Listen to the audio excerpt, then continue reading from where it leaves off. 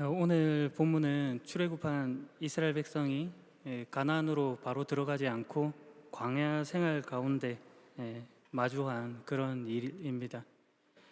이스라엘 백성이 호르산을 떠나 홍해로 가는 길을 따라갔는데, 이 홍해로 가는 길은 사해 남부에서 아라바 광야로 거쳐서 홍해의 동쪽에 위치한 아카바만의 항구 도시인 에시온 게벨에 이르는 길을 말합니다. 대부분이 사막지대인 광야를 지나쳐야 했기 때문에 그 여정이 매우 거칠고 힘들었다, 그런 표현입니다.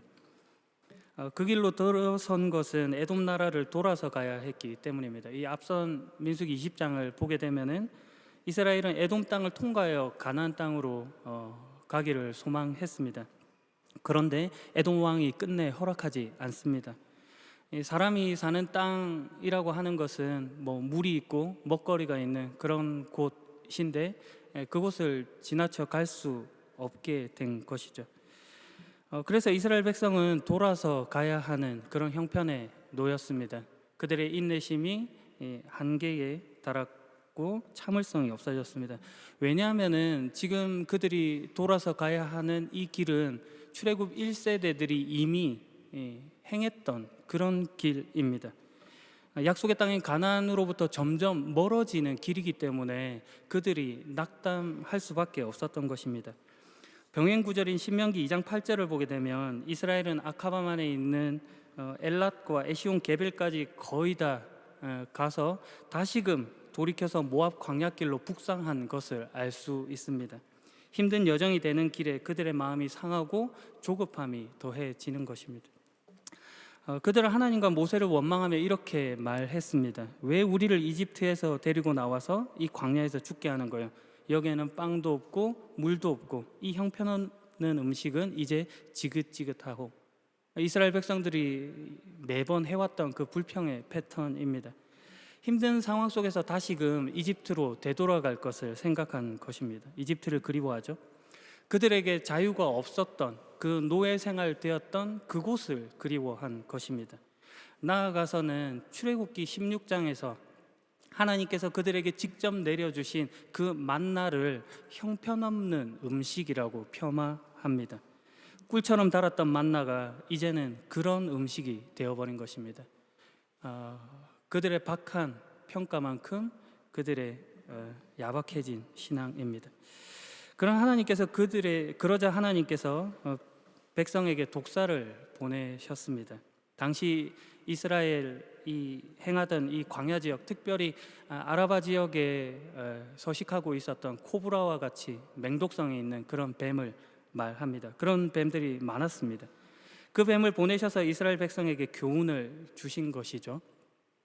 이 고대 사회에서는 같은 것은 같은 것으로 능력을 나타낸다 하는 그런 믿음이 있었습니다. 생각이 있죠.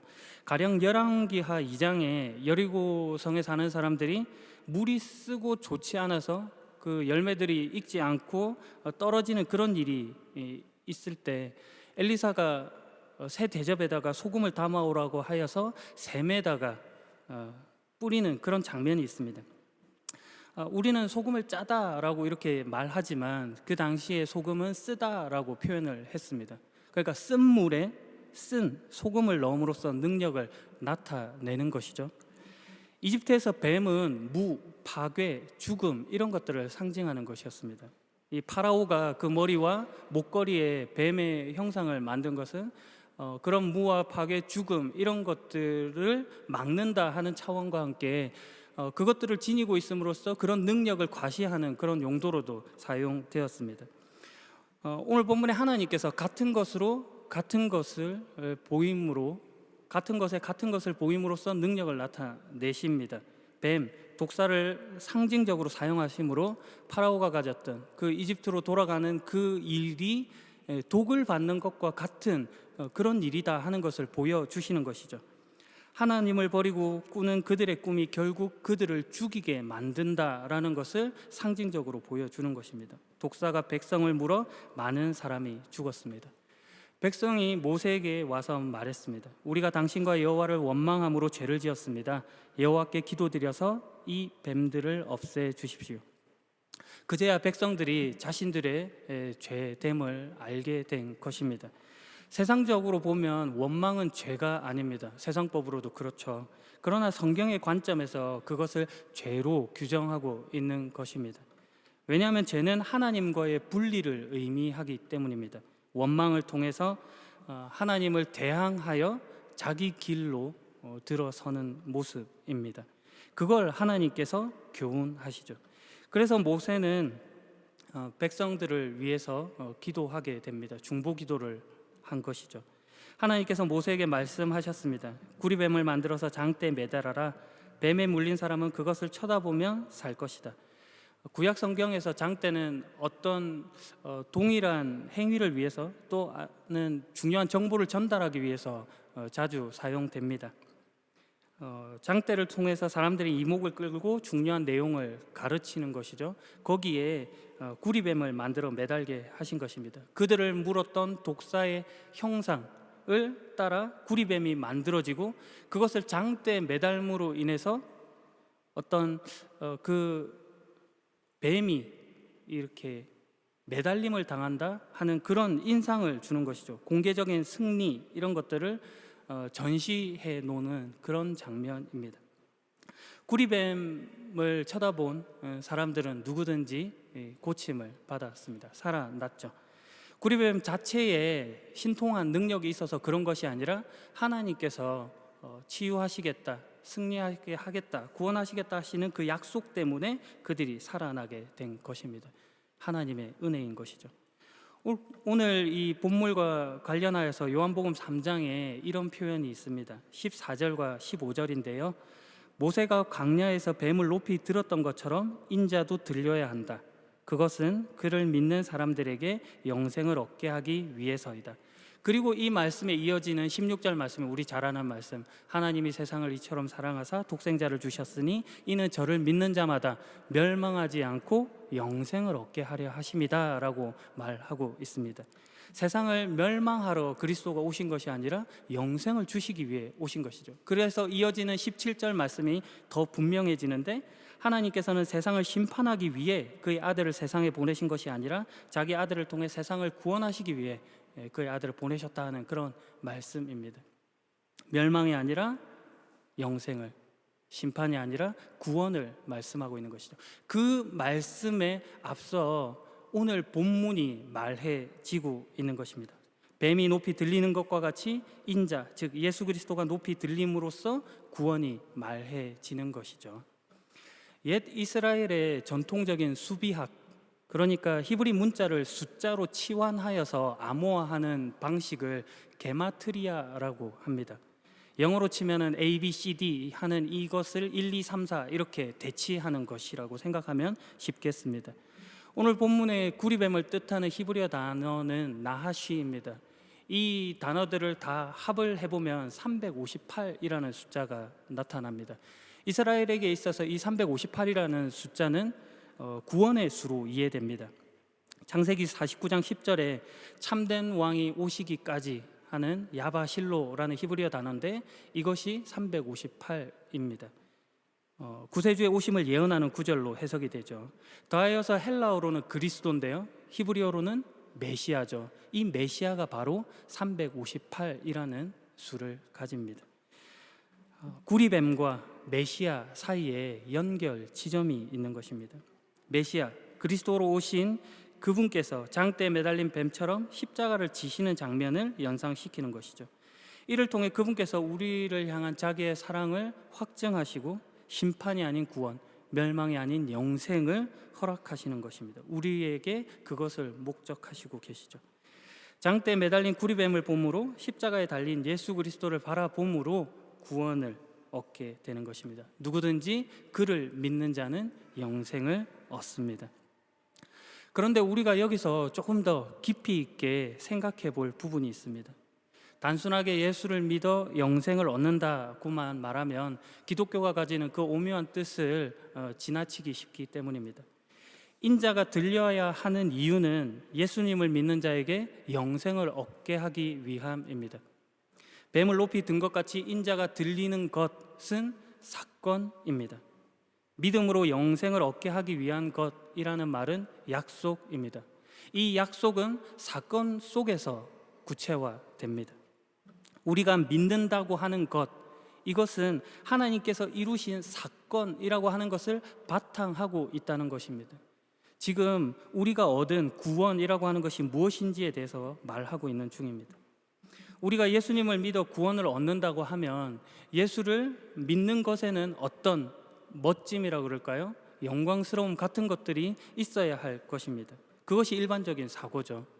십자가에서도 그래야 할 것입니다. 십자가 사건으로 구원을 얻었다면 거기에 감격스러운 무엇인가가 있어야 하는 것입니다. 그런데 십자가는 세상적으로 보기에 전혀 그렇지 않습니다.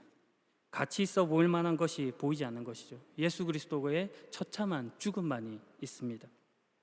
예수님을 믿어 영생을 얻는다 하는 말이 결코 단순하지 않다는 것이 그런 뜻입니다. 독사에 물린 이스라엘 백성들이 장대에 매달린 구리뱀을 쳐다보면 살아남을 받습니다. 우리는 그것이 뭐가 그렇게 대단하고 힘든 일일까라고 쉽게 생각하기 쉽습니다. 그러나 그렇지 않은 것이죠. 지금 이스라엘이 바라봐야 하는 그 장대에 매달린 그 뱀, 그 목표물이라고 하는 것은 전혀 근사한 것이 아닙니다. 그들 입장에서는 가치 없어 보이는 것과 다름없는 것이죠. 이집트 고대사회에서 무, 파괴, 죽음을 상징하는 그 목표물이 전시되어 있는 것입니다. 성경에서 뱀은 마태복음 10장 16절에 뱀처럼 지혜롭고 비둘기처럼 순결하라 하는 말 속에 등장하는 그 뱀을 제외하고는 모두 다 부정적으로 사용되었습니다. 마귀, 사탄과 비교되고 독이교, 간교함으로 대표되는 그런 물인 거죠. 그러니 쳐다볼 만하지 않은 것, 가치 없는 것으로 여겨지기 좋은 것입니다. 그런 뱀과 예수님을 지금 비교하고 있는 것입니다. 한밤중에 찾아온 유대 공의회 회원 중에 하나인 니고데모가 어떻게 거듭날 수 있는지 예수님께 물었을 때 예수님께서 뱀처럼 들려야 할 것이다, 그렇게 말씀하셨습니다. 예수님께서 지금 그 뱀, 그 가치 없어 보이는 그것을 구원 얻는 방식으로 지금 제시하고 있는 것입니다. 도무지 쳐다볼 만한 가치가 없는 것을 쳐다보게 만드시겠다는 것입니다. 거기서 가치를, 승리를 선포하고 있는 것이죠. 신명기 21장 23절은 이렇게 말합니다. 그러나 그의 시체를 밤새도록 나무 위에 매달아 두지 마시오. 그를 죽인 그날에 그를 묻어 두시오. 누구든지 나무 위에 매달린 사람은 하나님께 저주를 받은 사람이요. 나무에 달아 매는 것은 저주를 받은 것입니다. 모세가 광야에서 장대 뱀을 높이 든 것 같이 예수님께서 십자가에 달리십니다. 이로써 예수님께서 저주를 받음으로 너희를 고쳐내겠다고 하는 말씀을 전해주고 계신 것입니다. 너희 죗값을 지고 저주를 받아 심판을 받고 죽어 대속의 길을 여는 이 방법을 보여주시는 것입니다. 내가 보고 믿어 고쳐지고 살았다 하는 것이 아니라 그에 앞서서 예수님께서 만드신 구원 사건인 것입니다. 예수님은 니고데모에게 거듭남을 위해서 무엇을 하라라고 말하지 않습니다. 왜냐하면 그 일은 물과 성령으로 태어나지 않으면 결코 하나님 나라에 들어갈 수 없는 그런 일이기 때문입니다. 모든 조건과 방법이 인간적이지 않다는 것입니다. 그래서 하나님께서 독생자 예수 그리스도를 보내셔서 십자가에 매다는 방식으로 우리를 구원하신 것입니다. 우리의 죄 자체를 해결하신 것이죠. 세상이 보기에는 흠모할 만해 보이지 않는 것, 가치 없어 보이는 그런 방식이지만 이것을 통해서 근본 문제를 해결하신 것입니다. 오늘 본문에서 독사를 퇴치하고 구리뱀을 바라보는 것은 사실 근본적인 해결책은 아닙니다.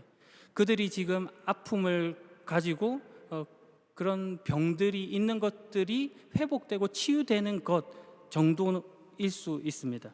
그러나 그들이 고침을 받았다고 하여도 그들은 늘 원망과 불평을 할 수 있는 그 위치에 있는 것입니다.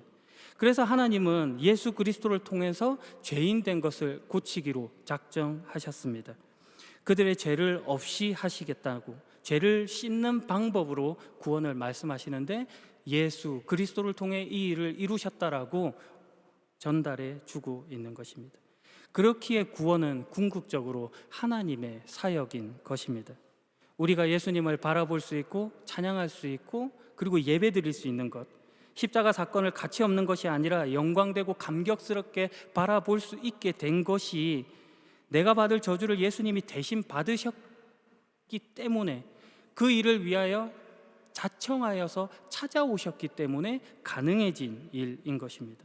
그래서 우리가 장대에 매달린 뱀을, 나무에 달린 예수님을 볼 수 있게 되었습니다. 그러므로 우리는 자랑할 것도 좌절할 것도 없습니다. 신앙생활이 늘 자책감으로 무너지고 회의감에 빠져든다는 것은 늘 그 시선이 우리를 향하고 있기 때문입니다. 나를 향하고 있기 때문에 그런 것이죠. 내가 세운 기준과 기대가 무너질 때 낙담하는 것입니다. 그러나 그렇지 않습니다. 기독교에서 말하는 신앙, 믿음이라고 하는 것은 내가 선택하여 얻은 구원의 방식이 아니라 나를 빼내어서 구원을 얻게 하신 그 방식을 말하고 있는 것입니다. 이 둘의 차이가 매우 극명하게 있는 것이죠. 우리의 경험과 인식과 논리로 보면 내가 믿은 것 같이 느껴지지만 그것은 하나님이 나를 구원하셨을 때 나타낸 반응인 것입니다. 오직 하나님의 은혜로 된 일입니다. 로마서 5장 8절 말씀입니다. 그리스도께서는 우리가 아직 죄인이었을 때 우리를 위해 죽으셨습니다. 이것으로써 하나님께서는 우리를 향한 그분의 사랑을 나타내셨습니다. 우리가 죄인이었을 때, 우리가 예수님을 필요로 하지 않았을 때 예수님께서 우리를 위해 죽으신 것입니다. 그러니 우리에게 자랑할 것이 없고 또 반대로 좌절할 수도 없는 것이죠. 자랑이 있고 좌절이 있는 것은 교만이 들어온 탓에 혼동하는 것입니다. 우리는 절대 그럴 수 없는 존재다가 주님께서 하신 말씀입니다. 이것이 우리의 운명이고 우리의 인생인 것이죠. 그러니 담대함을 가지고 예수를 바라보라라고 하시는 오늘의 말씀입니다. 더해 한 가지 보고 싶은 것이 있습니다. 하나님께서는 이스라엘 백성들을 이집트 땅에서 끄집어내시면서 홍해를 건너게 하십니다. 그때 홍해를 건널 때 그 사람들을 회오리 바람을 태워서 그 홍해를 뛰어넘게 하지 않습니다. 물속을, 그 깊은 곳을 들어가게 하시고 그곳을 빠져나오게 하십니다. 물로 세례를 받은 것처럼 죽음을 경험하게 하시는 것입니다. 옛 사람은 죽고 새 사람으로 거듭나는 것이죠. 그런데 이상한 지점이 있습니다. 홍해 사건 속에 구원이 말해진다면 구원의 상징인 그 십자가가 그 자리에 세워져야 할 것 같습니다. 그러나 니고데모에게 들려주신 예수님의 말씀 속에서는 오늘 본문의 사건과 같이 광야 생활 가운데 그 십자가가 서 있더라는 것입니다. 거듭나서 구원함을 받아 천국 이렇게 뿅 하고 바로 가면 좋을 텐데 뭔가 더 있다는 것입니다. 거부할 수 없고 피할 수 없는 현실이라는 오늘의 시간이 그 사이에 있는 것이죠. 그리고 거기에 십자가가 있는 것입니다. 구원이라고 하는 것이 단순히 홍해를 통해서 죽음에서 생명으로 전환되었다 하는 것으로 끝나지 않고 너희의 생각에는 버겁고 피하고 외면하고 싶은 그 현실이라고 하는 곳에 하나님이 생각하시는 그 구원의 내용이 더 깊고 더 크게 자리하고 있다는 것을 오늘 본문을 통해서 전달해 주고 있는 것입니다. 그러니 오늘보다 내일이 더 좋고 내일보다 그 다음 날이 더 기쁜 나날들로 만들어 가시겠다는 것입니다. 잘하고 못하고의 문제가 아니라 잘하고 더 잘하고 기쁘고 더 기쁜 나날들을 만들어 가시는 것입니다. 이집트에서 빠져나와 자유인이 된 우리는 더 이상 이집트로 돌아갈 수 없는 존재입니다. 왜냐하면 우리 스스로의 힘으로 홍해를 가르고 다시 건너갈 수는 없기 때문입니다. 건너올 때와 마찬가지로 하나님께서 여러분을 그렇게 내버려 두지 않으십니다. 이것이 오늘 본문처럼 구리뱀을 세워서 그 뜻을 나타내시는 하나님의 사랑입니다. 모두가 하나님의 은혜인 것입니다. 마지막 짧은 이야기로 설교를 마무리할까 합니다. 인터넷을 보다가 어떤 글을 보게 되었습니다. 한 부모님이 올린 글인데요. 정확하게 기억은 나지 않는데 내용은 이런 것이었습니다. 어린이집 행사가 있어서 아이를 보러 갔는데 아이들도 많고 그 아이들을 보러 온 가족들이 또 너무 많았던 그런 모습입니다. 거기서 우리 아이를 또 바로 찾을 수 있을까 하는 그런 걱정들이 있었던 것이죠. 그런데 그런 궁걱정이 쓸데없었던 것은 자기 아이가 단번에 그 부모를 알아봤다는 것입니다. 그게 너무 신기해서 이제 밥을 먹는 시간에 아니 어떻게 그렇게 바로 알게 되었냐라고 물어봤더니 사랑하니까라고 그렇게 대답을 하더라고요. 그러면서 자기는 도시락을 아무렇지 않게 먹는데 부모 마음에 눈물이 핑 돌더라, 그런 이야기죠. 사랑하니까 보이더라. 그 말이 참 와닿았습니다. 하나님 왜 안 보이세요? 그렇게 말하지 않고 우리를 너무너무 사랑하셔서 얼굴을 들이미시는 그 하나님을 사랑함으로 바라보기를 소망합니다. 우리는 때로 곁길로 가고 낙담하고 좌절하여 낭망해 있을 수 있습니다. 하지만 사랑하니까 하나님께서 우리를 바라보시고 찾으시고 만나주시고 말씀하십니다. 그러니 오늘 우리가 예수님을 바라봅시다. 사랑합시다. 오늘도 더 멋진 날들을 예비하신 하나님과 동행해 나가시는 복된 여러분이길 주님의 이름으로 축복합니다. 기도하겠습니다. 우리를 사랑하시는 아버지 하나님, 당신의 큰 뜻을 이해할 수 없어서 불평과 원망을 늘어놓는 우리를 오롯이 안으시며 그 근원적 문제를 해결하셨던 아버지의 마음을 봅니다. 세상 어떤 것보다 주님이 좋습니다, 주님을 사랑하겠습니다 라고 다짐했지만 그러지 못했던 못난 인생들을 또 포기하지 않으시고 끝까지 품속에 안으신 그 사랑에 감사하며 감격합니다. 주님 더 사랑하겠습니다. 주님 더 깊이 바라보겠습니다. 순종하겠습니다.